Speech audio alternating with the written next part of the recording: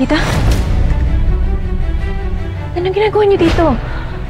Ikaw, anong ginagawa mo rito? At hindi ka pa bumabalik sa ospital?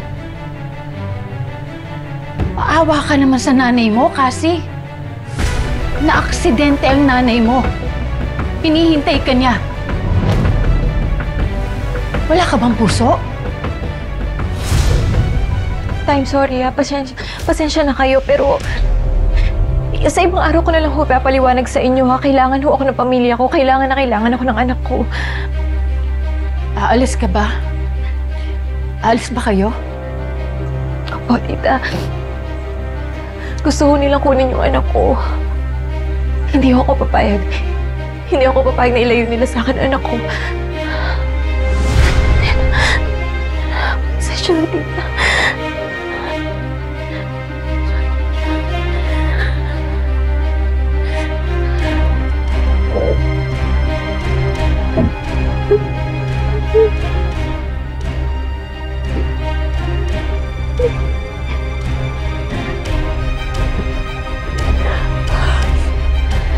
Basta, bago ka magdesisyon,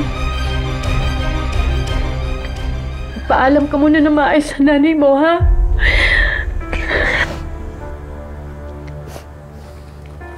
Ito nga pala yung number niya. Alam kong maiintindihan ka niya. Dahil grabe din ang pinagdaanan ng nanay mo para sa'yo.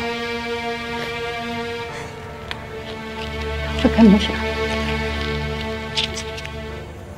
Salamat po, tita.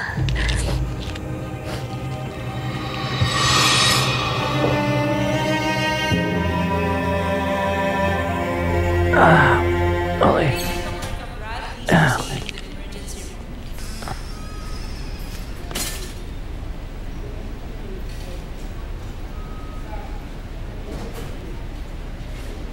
Babe.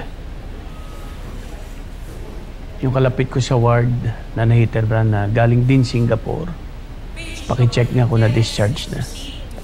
Saka check mo na rin kung anong pwede nating itulong sa kaso niya. Copy, attorney. Itatanong ko din po sa desk. Saka yung mga gamit ko, saka yung damit ko. Gusto ko nang umuwi. Po? Sige po. Kaya niyo na talaga, ha? Sige, sige.